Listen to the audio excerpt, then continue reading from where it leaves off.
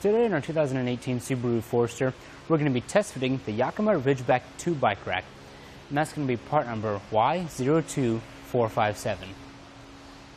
As you can see, we do have a bike installed, so let's take a closer look and show off some of these features. Now if we start here on the ends of our arms, we are going to have two bottle openers that Yakima loves to put on their bike racks. If we look closer at these cradles, we're going to see they are stationary. However, they make up for having these nice rubber TPE padding. And what that means is these notches right here are going to act as shock absorbers for your bike frame while you're traveling. The bike's going to be secured at 3 different points of contact. We're going to have 2 zip strips securing the frame of our bike into these cradles. Then we're going to have this anti-rattle cradle. Now once we have a zip strip securing the frame into the cradle, that's going to prevent too much rattling or swaying while we're driving, preventing our bike from making contact with the vehicle or with another bike we might have installed. I want to point out up here, if you look at our front wheel, we're going to see it can kind of roam freely as it wills. If this is a problem that bothers you, you can purchase a wheel strap separately at etrailer.com and simply just strap that to the frame of your bike, and then it won't move too much while you're traveling. But it does not make contact with our vehicle, so we're going to go ahead and leave it right there. Now we can go ahead and remove the bike.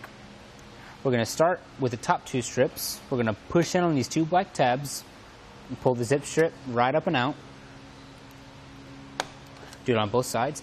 And if we look closer at this zip strip, we're going to see this nice padding right here that's going to secure against the frame of our bike, and that rubber padding is going to help protect it from any type of scratches or abrasions. So we'll take out the anti-rattle one, and now we can remove the bike.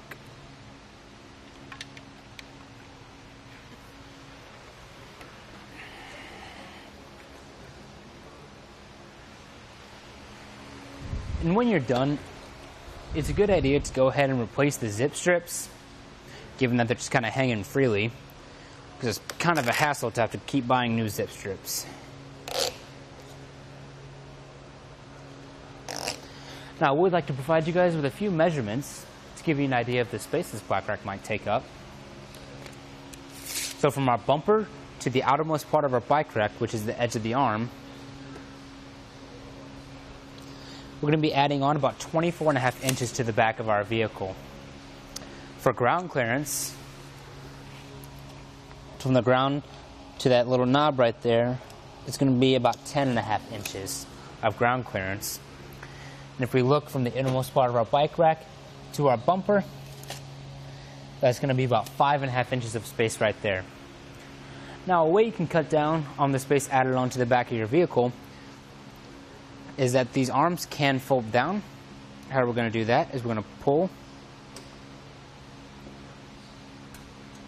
on this top gray knob, let those fly down like so until they're locked into place. As you see, they're locked.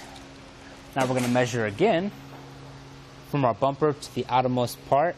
It's going to be about 12.5 inches. So that's a good difference from when the arms were folded up. So do keep this in mind for any close quarter situations, such as parking or even storage. Now this bike rack can tilt away from your vehicle to give your rear hatch access. You do want to make sure you have no bikes loaded when you perform this. We're going to pull down on this black tab. We can tilt our bike rack away, access our rear hatch, and as you can see, there's very little space taken up from the bike rack. We can get whatever cargo we might need, and then we're ready to go. Now how we get this bike rack back up, we're simply just going to grab the top and push till you hear the audible latch right there. If we come closer and see how our bike is connected to our hitch, we have a 2-inch hitch receiver right here. The anti-rattle device we were using tightens from back here, so once we tighten that down, it's going to activate the anti-rattle system in there, and that's going to prevent any type of unnecessary shaking from our bike while we're traveling.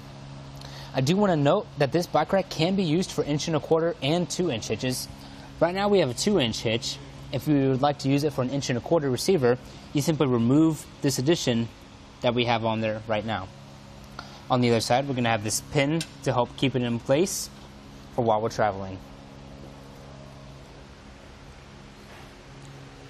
And there you have it for the Yakima Ridgeback 2 bike rack on our 2018 Subaru Forester.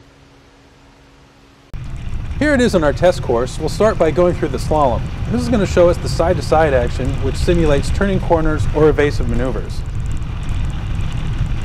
Next, we're at the alternating speed bumps, which we'll see the twisting action. This will simulate hitting a curb or pothole or driving over uneven pavement.